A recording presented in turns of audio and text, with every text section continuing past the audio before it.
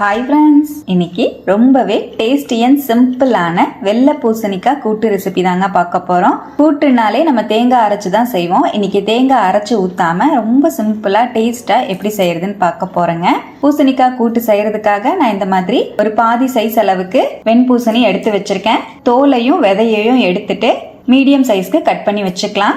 இந்த மாதிரி மீடியம் சைஸ்ல இருக்கிற மாதிரி பூசணிக்காயை கட் பண்ணி வச்சிருக்கேன். நீங்கள் உங்களுக்கு எந்த சைஸுக்கு வேணுமோ அந்த சைஸ்க்கு கட் பண்ணிக்கோங்க.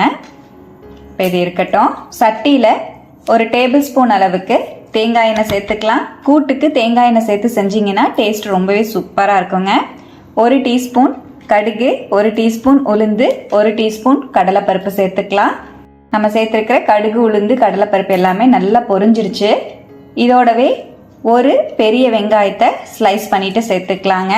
இதோடவே 3 பச்சை மிளகாவை 2ஆ கீறிட்டு சேர்த்துக்கிறேன். 3 வரமிளகா ஆட் பண்ணிக்கலாம். உங்கள் காரத்துக்கு தகுந்த மாதிரி மிளகா சேர்த்துக்கோங்க. ஒரு கொத்து கருவேப்பிலை சேர்த்துக்கலாம். நல்லா வதக்கி விட்டுக்கலாங்க. வெங்காயம் நல்லா டிரான்ஸ்பரண்ட் ஆகணும். இப்போ வெங்காயத்தை நல்லா வதக்கி விட்டுட்டேன். இதோடவே 1 டீஸ்பூன் ஜீரகம் ஆட் பண்ணிக்கலாம். நல்லா வதக்கி விட்டுக்கலாம். நல்லா கலந்து விட்டுட்டு வெங்காயம் இந்த அளவுக்கு நல்லா டிரான்ஸ்பரண்ட் ஆனதுக்கப்புறமா இதோடவே ஒரு பெரிய சைஸ் தக்காளி பழத்தை கட் பண்ணி சேர்த்துக்கலாங்க.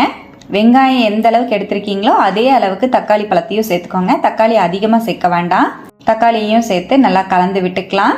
இந்த மாதிரி நல்லா கலந்துட்டு இதோடவே 1/2 டீஸ்பூன் மஞ்சள் பொடி சேர்த்துக்கலாம். நல்லா கலந்து விட்டுறலாம். இதோடவே நம்ம கட் பண்ணி வச்சிருக்கிற பூசணிக்காவை சேர்த்துக்கலாங்க. வெள்ளை பூசணிக்காவையும் சேர்த்து நல்லா கலந்து விட்டுக்கிறேன். இப்போ நல்லா கலந்துட்டு காய்க்கு தேவையான அளவுக்கு உப்பு சேர்த்துக்கலாம். 1 டீஸ்பூன் அளவுக்கு கல்லுப்பு சேர்த்துக்கிறேன். நல்லா கலந்து விட்டுறலாம். பூசணிக்காய் தண்ணி காய்ங்கிறனால சீக்கிரமாகவே வெந்துருங்க. ஒரு 1/4 கப் அளவுக்கு மட்டும் தண்ணி சேர்த்து நல்லா வேக வச்சுக்கலாம். ஹை ஃப்ளேம்லேயே வேக வச்சுக்கலாங்க. ஒரு 5லேருந்து 7 நிமிஷத்தில் சீக்கிரமாகவே வெந்துடும். இப்போ காயை நல்லா கலந்து விட்டுட்டேன். மூடி போட்டு ஒரு 5லேருந்து 7 நிமிஷம் அப்படியே விட்டுறலாம். இடையில ஓப்பன் பண்ணி கலந்து விட்டுக்கலாங்க. இப்போது காய் நல்லா வெந்துட்டுருக்கு. நடுவில் நல்லா ஓப்பன் பண்ணி கலந்து விட்டுக்கிறேன். நல்லா கலந்துட்டு மறுபடியும் மூடி போட்டு வச்சிடலாம். காய் நல்லா வெந்துடணும். நம்ம சேர்த்துருக்கிற தண்ணியும் பார்த்தீங்கன்னா சுத்தமாக வற்றி வந்துடணும். இப்போ மறுபடியும் ஒரு 2 நிமிஷம் போல் மூடி போட்டு வச்சுருந்தேன். காய் நல்லா வெந்துருச்சு. உங்களுக்கு பார்த்தாலே தெரியும். நல்லா கலந்துட்டு காய் வெந்துருச்சான்னு செக் பண்ணிக்கலாம். இப்போ காய் வந்து நல்லாவே வெந்திருக்குங்க. இந்த டைமிங்கில் நான் ஒரு 1/4 கப் அளவுக்கு பாசிப்பருப்பை குக்கரில் வேக வச்சு எடுத்து வச்சுருக்கேன். நல்லா மையாக வேக வச்சு எடுத்துக்கோங்க. அதையும் ஆட் பண்ணிக்கலாம். வெறும் பாசிப்பருப்பை மட்டும்தான் வேக வச்சு சேர்த்துருக்கேங்க. மஞ்சத்தூள், எண்ணெய் எல்லாம் எதுவுமே சேர்க்காமல் பாசிப்பருப்பை மட்டும் சேர்த்து வேக வச்சுருக்கேன். தண்ணி சேர்த்து நீங்கள் மஞ்சத்தூள், எண்ணெய் எல்லாம் சேர்த்து கூட வேக வச்சு எடுத்துக்கலாம். நல்லா கலந்து விட்டுட்டு இதோடவே கூட்டுக்கு தேவையான அளவுக்கு தண்ணி சேர்த்துக்கலாங்க. ஒரு 2 கப் அளவுக்கு தண்ணி வந்து நான் சேர்த்துருக்கேன். நல்லா மிக்ஸ் பண்ணிக்கலாம். கூட்டு இந்த கன்சிஸ்டன்சியில் இருக்கிற மாதிரி வச்சுருக்கேன். நமக்கு ஆறுனதுக்கப்புறம் நல்லா கெட்டியாகும். அதனால கொஞ்சம் லிக்விடாக இருக்கிற மாதிரியே நம்ம கூட்டு வந்து வச்சுக்கலாம்.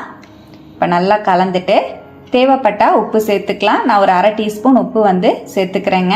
நல்லா மிக்ஸ் பண்ணிக்கலாம். நல்லா கலந்துட்டு மீடியம் ஃப்ளேம்லேயே ஒரு 5லேருந்து 7 நிமிஷம் அப்படியே விட்டுறலாங்க. 1 டீஸ்பூன் பெருங்காய பொடி சேர்த்துக்கலாம். நல்லா கலந்துக்கலாம். மீடியம் ஃப்ளேம்லேயே ஒரு 5 நிமிஷம் கொதிக்கட்டும். இப்போ பாருங்கள், நம்ம கூட்டு நல்லா கொதி வந்துட்டு இருக்கு. நல்லா கலந்து விட்டுக்கலாம். அவ்வளோதான். இப்போ நல்லாவே கொதிக்க ஆரம்பிச்சிருச்சு. இப்போ ஸ்டவ்வை அணைச்சிட்டு கட் பண்ணி வச்சிருக்கிற மல்லித்தலை சேர்த்துக்கலாம். நல்லா கலந்து விட்டுருவோம். அவ்வளோதான். டேஸ்டி அண்ட் சிம்பிளான பூசணிக்காய் கூட்டு சூப்பராக ரெடி ஆயிடுச்சுங்க. தேங்காய் அரைச்சி ஊற்றாம இந்த மாதிரி செஞ்சீங்கன்னா சப்பாத்திக்கு வச்சு சாப்பிட சூப்பராக இருக்கும். சாதத்துக்கு சுட சுட வச்சு சாப்பிட அல்டிமேட்டாக இருக்குங்க. தொட்டுக்கிறதுக்கு அப்பளம் வடகம் வச்சாலே போதும், அவ்வளோ சூப்பராக இருக்குங்க. இதே போல் சிம்பிளான இந்த வெண்பூசணி கூட்டை நீங்களும் ட்ரை பண்ணி பாருங்கள். ட்ரை பண்ணி பார்த்துட்டு எப்படி வந்ததுன்னு கமெண்ட்டில் என் கூட ஷேர் பண்ணிக்கோங்க. நம்ம சேனலை இப்போ தான் ஃபஸ்ட் டைம் பார்க்குறீங்கன்னா சப்ஸ்கிரைப் பண்ணி பக்கத்தில் இருக்கிற பெல் ஐக்கானையும் ப்ரெஸ் பண்ணி வச்சுக்கோங்க. லைக் பண்ணிக்கோங்க. ஃப்ரெண்ட்ஸ் அண்ட் ரிலேட்டிவ்ஸோட ஷேர் பண்ண மறந்துடாதீங்க ஃப்ரெண்ட்ஸ். தேங்க்யூ.